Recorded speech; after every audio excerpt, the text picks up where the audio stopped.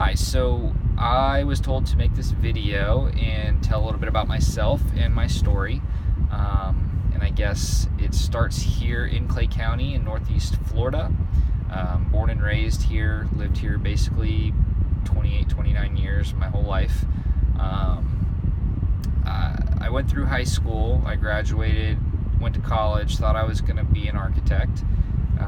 I was working in that industry in 2006, 2007 for a few years, really, until the market popped or tanked or whatever you want to call it.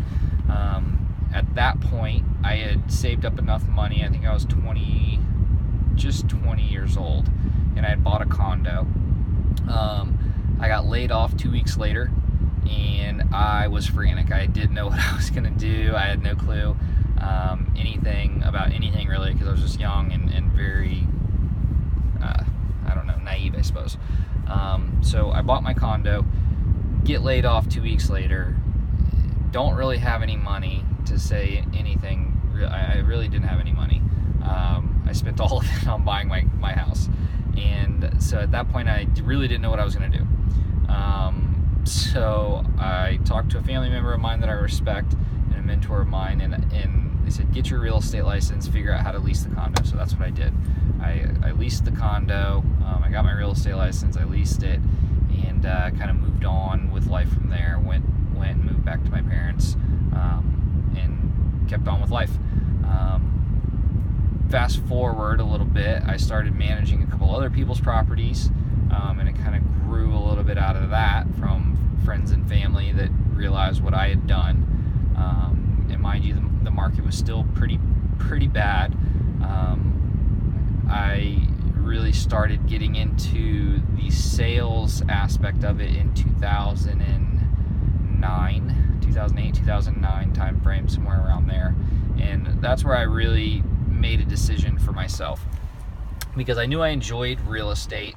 I didn't fully understand maybe what I was doing or getting myself into, and I think it was probably a little good that I was young and pretty naive to what I was biting off, or what I was attempting to do, because fast forward now, almost 8 years later, I look back and I'm like, wow, this is a very tough business. It's a tough industry, and you've got to be very driven, and I think have a certain mindset at times to persevere and push through the rough times. So great that I did get into it at that time, because fast forward now, I closed last year a little over $6 million worth of business. Decided to start the Danley Group, and I've brought on a couple new agents that I'm now mentoring, and I truly believe that I've grasped a lot of the concepts behind driving a referral-based business, the legality and ins and outs of the business, and I fully understand what it is to run your own business. It's not easy, but real estate, I truly believe, has become just one of the greatest passions in my life. And the reason I say that is because I do wake up every day, I do eat, sleep, and breathe this business, and times do get tough and it does get a little stressful, but at the same time, I don't really honestly feel like I have a job most of the time. Most of the time I feel like I'm just helping people obtain their goals and move on to what they're trying to do. And there's kind of a selfish part of me that loves when people get a big win. I love when people get the house of their dreams. I love when people make a ton of money that they didn't think they were going to make on their house. I love going over and above and surprising people with these things. And so I say it's kind of selfish of me because there's a part of me that just sincerely loves it. I kind of thrive off of it. And until this year when I started my group, and recently we've really got a lot of traction and gained some success here. I never saw myself getting into this leadership capacity of where I've become. But now, looking back, I only want to do that more. and really give back to the people that gave to me. Because when I got in the business, I was 20, 21 when I really started selling, and I didn't get a lot of respect, and I didn't get a lot of appreciation, or I don't even know the word, I can't think of it, but looking back, I'm so thankful for the people that helped me along the way, and the agents that gave me deals and little things here and there, and tidbits and information and that kind of thing. And when I stumbled and I fell and I was bruised and broken, they picked me up and helped me keep it together and stay in the business. And at times, especially in the 2009 time frame when I was really trying to sell real estate, it wasn't the easiest task or undertaking. And I'm so thankful for sticking in it and persevering through the hard times. But I think that there's a part of me that, other than just being thankful, knows that it's because I was not going to take no for an answer. Very driven to the point that I could lose a deal, I could lose a commission after closing the deal, or money out of the commission, or this or that, or whatever, is tough, and I could still move on and keep going. So for that, I'm just immensely thankful, and I think a lot of people know that because I've personally thanked them over the years continuously. But so my story, I guess, I started with Prudential before they changed to Berkshire Hathaway.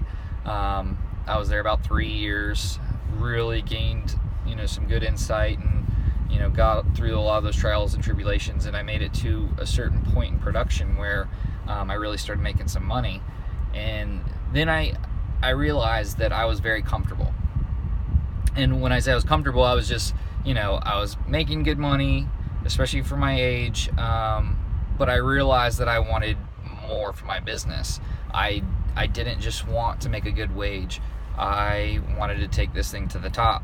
I wanted to be in those top agents, and I wanted to get uncomfortable.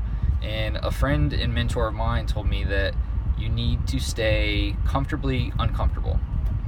And when I was there, I really thought about it, and I said, you know what? I know that there's bigger and better things out here for me. And I was getting some offers, that kind of thing. And really one of the only ones that ever stuck out to me that I even pursued was Coldwell Banker Vanguard. Pete Dalton, great man. I met with him one day. It was a weekend day. And between him and Jamie Huggins, I decided to get very uncomfortable.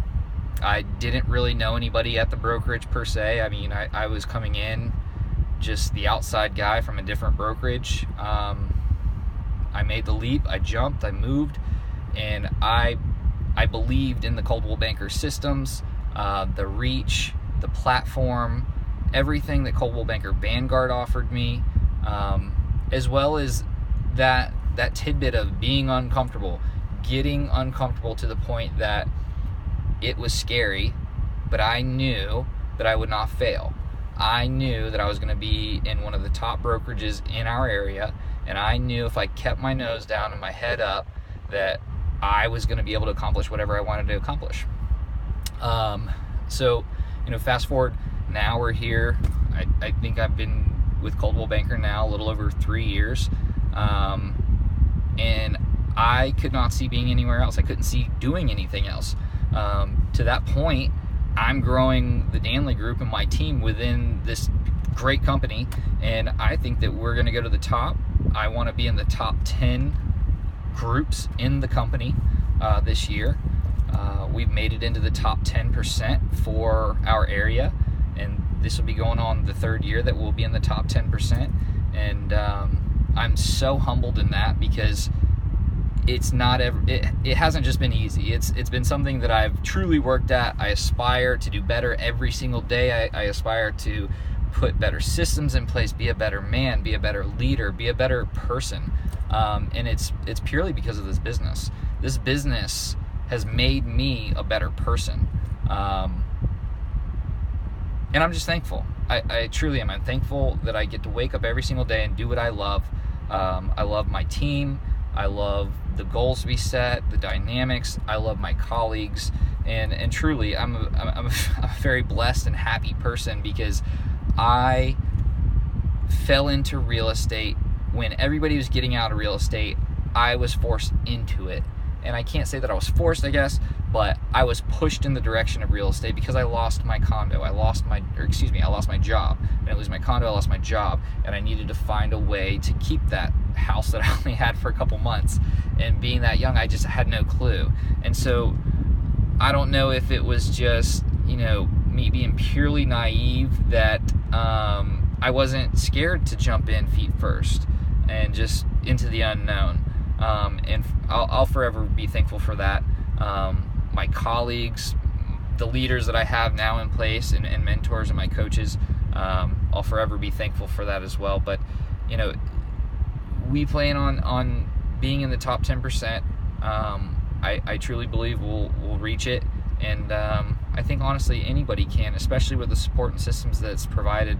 The sky's the limit. I mean, the sky is the absolute limit in this business, especially in this company, and I couldn't see being anywhere else.